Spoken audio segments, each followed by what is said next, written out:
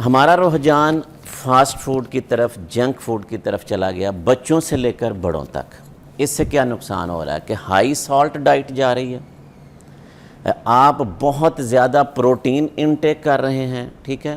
یہ ایسے بڑے فیکٹر ہیں کہ جو آپ کی باڈی، آپ کے جو گردے اللہ تعالیٰ نے بنائے ہیں، ان کا نظام یہ ہے کہ انہوں نے جو آپ نے کھانا پینا ہے، جتنی جسم کی ضرورت ہے وہ روک لیا جائے گا اور ایکسٹرا جو ہے وہ باہر نکال دیا جائے گا۔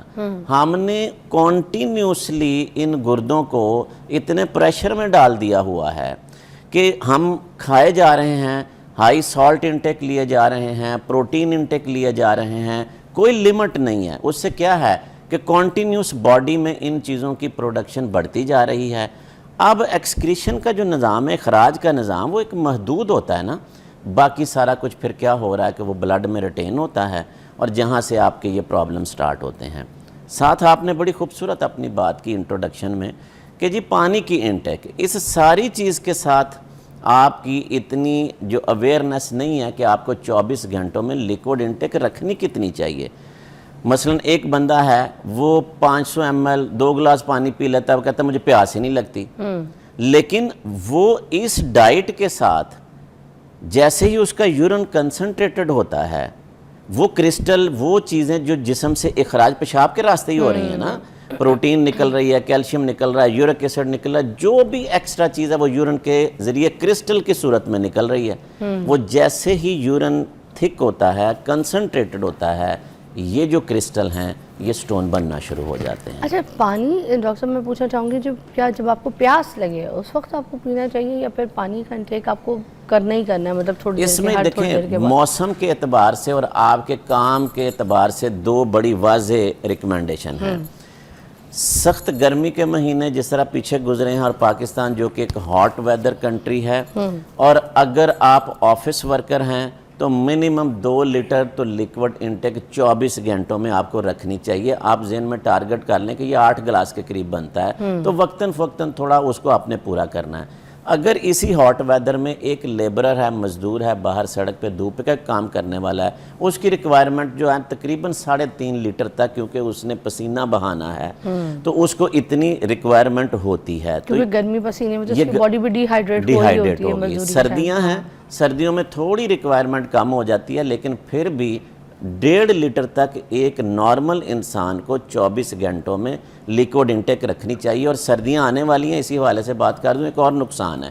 ہم یہ سمجھتے ہیں کہ ہم چائے کافی، چونکہ سردی ہوگی، ہم نے یہ ہاٹ ڈرنکس جو ہیں وہ لینے ہیں، لیکن میں یہ بتاؤں کہ اگر آپ ایک کافی کا کپ پیتے ہیں تو اس کے ساتھ اس کو باڈی میں ڈائلیوٹ کرنے کے لیے یا یورین کو اچھا ڈائلیوٹڈ رکھنے کے لیے 2 سے 3 گلاس لیکوڈ بھی اگلے چند گھنٹوں میں لینا چاہیے۔ اگر آپ صرف کافی اور چائے پہ رہیں گے اور آپ واٹر انٹیک نہیں کریں گے تو بھی آپ کو یورین کنسنٹریٹڈ ہو جائے گا اور یورین میں جلن ہوگی، جس سے آپ کے کرسٹلز وغیرہ جو ہے نا بن سکتے ہیں۔ اچھا، اب ہم چاکلیٹ، جس طرح میں نے بات کی، یہ جو دالوں کا بہت زیادہ رجحان ہے، بینز وغیرہ، گردوں کی پتھری کے حوالے سے کہ پاکستان، اگر انڈیا کی ہم بات کریں ڈاکٹر صاحب، تو یو ایس اے کی بھی اگر بات کریں تو وہاں پر بھی اس کی جو ہے نا ریشو بہت زیادہ ہے، کیسز بہت زیادہ پائے جاتے ہیں، تو ان کی کیا ایسی حساب ہے، کیا ایسی چیزیں جو ہمارے درمیان کامن ہے؟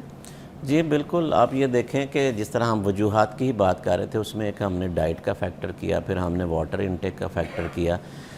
اگلی وجوہات یہ کامنلی وہاں پہ بھی پائی جاتی ہیں اور ہمارے جو ایشیا ریجن ہے اس میں بھی پائی جاتی ہیں۔ جسم میں یورک ایسڈ کا بڑھ جانا پتھریاں بناتا ہے، کیلشیم کی مقدار بڑھ جائے، وائٹامن ڈی زیادہ ہو جائے، اسی طرح موٹاپا یہ بڑا فیکٹر ہے، اور کچھ انتریوں کی بیماریاں بھی ہیں جو یہ وجہ کرتی ہیں۔ میں نے دوائیوں کا ذکر کیا تھا، جس طرح ایسپرین ہے، بہت سارے اینٹی بائیوٹکس ہیں، اینٹی وائرل دوائیاں ہیں۔ اچھا، اب اگر ہم کمپیئر کریں وہاں کی لائف کو اور ہمارے ہاں، وہاں پہ بھی اس وقت فاسٹ فوڈ کا بہت رجحان ہے، وہاں پہ بھی موٹاپا بہت زیادہ ہے، اور ہمارے ہاں بھی دیکھیں کہ جس طرح ہم ہائی سالٹ انٹیک اور رچ پروٹین ڈائٹ کے ہم یوزر ہیں، تو یہ کامن فیکٹرز ہیں کہ جو سٹون کی فارمیشن کو، اور ایک اندازے کے مطابق دنیا میں اور پاکستان کا بھی ڈاٹا یہی شو کرتا ہے تقریباً کہ ہر 10واں مریض جو ہے یا 11واں جو شخص ہے وہ گردے کی بیماریوں والا وہ ہے، وہ کڈنی سٹون والا پیشنٹ ہے،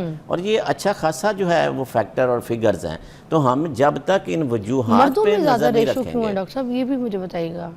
خواتین میں ذرا کم پائی جا رہی ہے مگر مردوں میں بہت زیادہ ہے. مردوں میں اس لیے کہ مردوں کا جو ہائیڈریشن کا جو سلسلہ ہے نا وہ زیادہ کمپرومائزڈ ہوتا ہے خواتین کی نسبت. ہمارے ہاں جو مرد ہیں معاشرے میں وہ زیادہ ورکر ہیں اور خواتین اتنی ورکر نہیں ہیں. اب ہو کیا رہا ہے کہ کوئی لیبرر ہے کہ جس طرح میں نے پہلے بات کی، وہ کام تو سارا دن اپنا کیا جا رہا ہے، اپنی فلوئڈ انٹیک کا خیال نہیں رکھتا، پھر کھاتے وقت وہ یہ جو میں نے فیکٹر گنوائے ہیں ڈائٹ کے اس کا وہ خیال نہیں کرتا، تو جس کی وجہ سے یہ ریشو ڈیفینیٹلی مردوں میں لیکن خواتین میں بھی کم نہیں ہے. اگر ہم ڈیٹا دیکھتے ہیں تو اس میں مرد تھوڑے سے اوپر آ جاتے ہیں. اچھا ڈاکٹر صاحب، اب پتھری ہو گئی ہے ایک عام انسان کو، تو پھر اس کے لیے کیا ایسی احتیاط ہے، پروسیجرز ہیں، کیا وہ نیچرلی پاس آؤٹ ہو جاتی ہے یورین کے ذریعے یا پھر اس کو کوئی ٹریٹمنٹ کی ضرورت پڑتی ہے؟ بہت اچھا سوال ہے اور یہ کامنلی ہم سے پوچھا جاتا ہے. سب سے پہلے تو نیچرل پاس آؤٹ ہونے کے بارے میں بیان کروں کہ یہ پتھریاں گردے میں بنتی ہیں، اس کے سائز کے اوپر یہ ڈیپینڈ کرتا ہے. اگر تو بہت چھوٹی چھوٹی کینکریاں ہیں اور جیسے ہی وہ یورین بنتا ہے اور اس کے ساتھ یہ پاس آؤٹ ہو جاتی ہیں تو یہ خود بخود مثانے میں گر جاتی ہیں یا پیشاب کے راستے نکل آتی ہیں. لیکن اگر 3 mm یا 4 اگر mm کی یہ ہے پھر 5 mm سے نیچے کی پتھری کا جو نیچرل پاس آؤٹ ہونا ہے وہ 80% سے زیادہ ہے، کیونکہ یہ وہ سائز ہے جو کہ ہماری پیشاب کی نالی سے آسانی سے مثانے میں گر سکتا ہے. اچھا 5 یا 6 mm سے زیادہ جب پتھری ہوگی وہ زیادہ امکان ہے کہ وہ سٹرک کرے گی، کیونکہ وہ پیشاب کی نالی سے اس کا سائز تھوڑا بڑا ہو جاتا ہے. اچھا اب اگر تو گردے کے اندر پتھری پڑی ہوئی ہے نا تو اس کے لیے کوئی ریمیڈی نہیں، کوئی فکر کرنے کی ضرورت نہیں، بلکہ سال ہا سال تو مریضوں کو نہ علامات ہوتی ہیں نہ ہی پتہ ہوتا ہے. رینڈملی کو الٹرا ساؤنڈ کرائے گا تو وہاں سے وہ پک ہو جائیں گی. جب یہ پتھری گردے سے موو کرتی ہے اور پیشاب کی نالی کا راستہ اختیار کرتی ہے تب آپ کو پین سٹارٹ ہوتی ہے، تب آپ کو پیشاب میں خون آ سکتا ہے. تو یہ پین ہوتی کہاں پہ، پتہ کیسے چلتا ہے کس کو؟ یہ بڑا اچھی بات ہے. اب گردے ہمارے ان کی لوکیشن تو سب سے پہلے جو کمر کا نچلا پچھلا حصہ ہے دونوں سائیڈوں پر یہ سائیڈ پہ پیچھے پڑے ہوتے ہیں، وہیں سے پیشاب کی نالیاں ہمارے پیٹ کے نچلے حصے کی طرف آگے کی طرف آتی ہیں اور مثانے میں گر جاتی ہیں. بیک سائڈ کی بیک سے آگے پین آئے گی اچھا اور یہ پیشاب کے راستہ جو ہوتا ہے اس طرف جائے گی. اچھا اب یہ دونوں طرف بھی ہو سکتی ہے، اور اگر ایک طرف کی پتھری تھی وہ موو کی ہے، وہ رائٹ ہے یا لیفٹ ہے تو اس طرف ہو جائے گی. پیشاب میں خون کا آنا، پیشاب میں جلن ہونا، اور اگر اس کے ساتھ انفیکشن ہو جائے تو تیز بخار، شیورنگ والی کنڈیشن بھی ہو سکتی ہے. تو یہاں ان علامات سے بھی آپ اندازہ لگا سکتے ہیں. یا پھر بار بار یورین آنا، یہ بھی اس کی وہ شکایت ہو انفیکشن مثانہ جب اریٹیٹ ہوتا ہے تو اس سے کیا ہوتا ہے کہ وہ بار بار یورین کرنے کے لیے جاتا ہے. تو یہ علامات سے بھی آپ پہچان سکتے ہیں. اب جو سوال تھا مکمل کر لوں کہ ہمیں انٹرونشن کب کرنی ہے. اچھا جب یہ پتھری پیشاب کی نالی کے راستے میں پھنس گئی ہے اور یہ آگے موو نہیں کر رہی، اب ہو یہ رہا ہے کہ گردہ بلاک ہو گیا اور یورین بن رہا ہے اور گردہ وہ پھولنا شروع ہو جاتا ہے، یہ ایمرجنسی ہے.